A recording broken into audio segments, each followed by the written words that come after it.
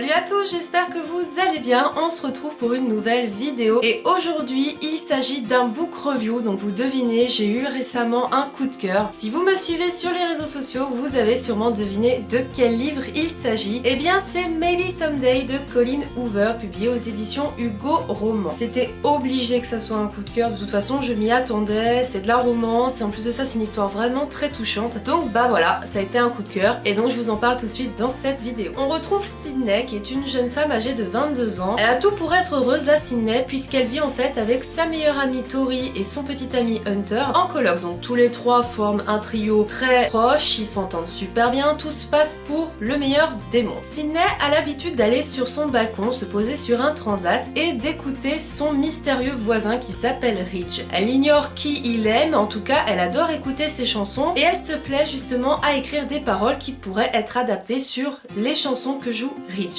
Sauf qu'un beau jour, eh bien, elle pensait que Ridge ne voyait pas, qu'elle le regardait quand il jouait de la guitare, et il va décider de lui écrire sur un bout de papier son numéro de portable puisqu'il veut échanger avec elle parce qu'il pense en fait qu'elle est fan de musique, voilà, elle est passionnée, et il ne s'est pas trompé puisque Sydney au début, elle se dit oh là, lui il veut me draguer, qu'est-ce qu'il cherche, etc. Donc elle lui dit tout de suite qu'elle est en couple et lui fait comprendre qu'il n'est pas intéressé par le fait qu'elle soit en couple ou quoi que ce soit, ce n'est pas du tout de la séduction. Tout ce qui l'intéresse c'est voilà, qu'elle lui écrive les paroles des chansons de son groupe puisqu'il tient un groupe avec d'autres personnes. Sydney va accepter, elle va d'abord lui envoyer une première chanson. En travaillant ensemble, ils vont se rendre compte que ça colle, que effectivement les musiques jouées par Ridge sont en adéquation avec les paroles qu'écrit Sydney. Ils vont devenir très proches et le jour de l'anniversaire de Sydney, eh bien il décide Ridge de lui avouer que ça fait un moment qu'il voit son petit ami Hunter et sa meilleure amie Tori s'embrasser sur le balcon, enfin voilà. Bref, il lui avoue que sa meilleure amie et son petit ami la trompent. Très sympa, le jour de ton anniversaire qu'on t'apprenne ça, bref. Donc Sydney, si vous voulez, elle est anéantie, elle pète un plomb, elle s'énerve, elle se bagarre et elle ne sait plus où aller. C'est là que Ridge lui propose d'emménager dans son appartement puisqu'ils ont une chambre de disponible et de faire une coloc en fait avec donc Ridge, Warren qui est le meilleur ami de Ridge et qui fait partie aussi du groupe de musique, et Bridget qui est la petite amie de Warren. Donc Sydney emménage dans l'appartement, tout se passe pour le mieux, elle s'entend bien avec tout le monde et c'est là, à ce moment précis du roman, où on se rend compte qu'il y a quelque chose qu'on ne nous dit pas, une chose qui n'est pas logique, et c'est vrai qu'en fait on apprend que Ridge a un handicap, je ne vous dirai pas lequel, mais bref, il a un handicap, et ce qui est incroyable dans ce livre, c'est justement que malgré cet handicap qui, je veux dire, pour ce qu'il fait, ça devrait être impossible, et il se bat pour sa passion, il fait tout justement pour être quelqu'un de normal, et c'est ça qui est fort touchante dans cette histoire. Au fur et à mesure, on se rend compte que Sydney, elle commence à avoir des sentiments pour Ridge. Après tout, les deux sont passionnés par la musique et tous les deux passent la plupart de leur temps ensemble puisqu'ils bossent sur les chansons. C'est après dans l'histoire qu'on apprend pas mal de choses, qu'on apprend un peu mieux les comportements de Ridge, les comportements de Sydney. Et je vous en dirai pas plus sur l'histoire, sinon je vais vous spoiler et ça serait dommage. En tout cas, il y a beaucoup de points positifs que j'ai retenus dans cette histoire. C'est que tout d'abord, on alterne à chaque fois les chapitres. C'est-à-dire qu'un coup, on va avoir un chapitre sur Sydney et ensuite, ça sera sur Ridge. Et c'est super bien trouvé parce qu'on arrive vraiment mieux à comprendre les sentiments des personnages, à voir ce qui se passe dans leur tête. Et vu qu'en plus de ça, on alterne les chapitres et on suit la même scène, si vous voulez, ça nous permet justement de ne pas perdre le fil de l'histoire et de mieux comprendre certains choix. Par rapport aussi à ce livre, je trouve que c'est une pépite. C'est une pépite pour plusieurs choses.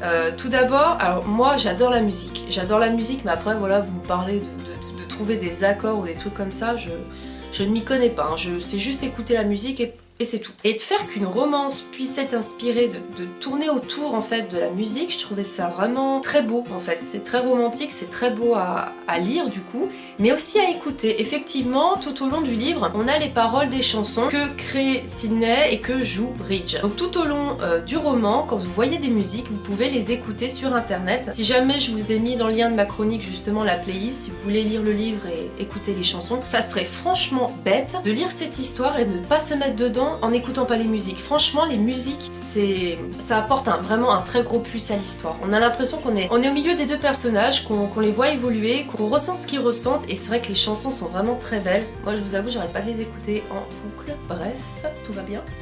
Mais voilà, je veux dire, c'est une histoire qui est très riche, il y a beaucoup de très belles phrases. La preuve, vous voyez, il y a des post-it, j'ai mis des post-it roses. Franchement, c'est une romance qui m'a bouleversée. Vraiment, c'est le mot que j'ai dit. C'est la première fois que je termine un livre avec vraiment autant de tristesse à l'idée de quitter les personnages. Mais point positif, Colleen Hoover va sortir Maybe Not, qui est donc la suite. Par contre, je ne crois pas que c'est sur l'histoire de Sydney et de Ridge, mais je crois que c'est plutôt sur le meilleur ami de Ridge qui est Warren. Bref, peu m'importe sur quel personnage ce sera, je lirai cette suite avec grand plaisir et avec grande hâte parce que je veux savoir ce qui se passe. Je suis très heureuse que ce livre rentre dans le coup de cœur de l'année 2016 parce que c'est en plus mon premier coup de cœur de cette année et il est magnifique ce bouquin. Non, franchement, je pourrais vous en dire 10 000 choses dessus, mais faut le lire, il faut le lire. Franchement, au début, je ne comprenais pas trop l'engouement autour de ce bouquin. Je me suis dit, allez, ça y est, c'est une romance parmi tant d'autres, c'est du déjà vu. Et pas du tout, ce n'est pas du tout du déjà vu, c'est vraiment autre chose. Et quand vous finissez le livre, vous êtes nostalgique en fait, vous êtes nostalgique. Et si vous êtes dans mon cas, c'est-à-dire que vous êtes dégoûté de l'avoir fini, vous allez écouter les musiques en boucle. Et oui, je ne suis pas la seule à être folle. Enfin voilà, vous l'aurez compris, je lui ai mis la note de 5 sur 5. Si je pouvais, je lui aurais mis peut-être 10 sur 5, franchement. Il est vraiment génial, je vous le recommande vraiment à 1000%, voire plus. Si vous aimez la romance, si vous aimez les belles histoires, n'hésitez pas à vous lancer dans celui-ci parce qu'il est vraiment super. Et si jamais vous voulez lire ma chronique, je vous la laisse en barre d'infos. Cette vidéo est maintenant terminée, j'espère qu'elle vous aura plu. N'hésitez pas à me dire si vous avez lu Maybe Someday, si vous l'avez lu, ce que vous en avez pensé. Et si vous ne l'avez pas lu,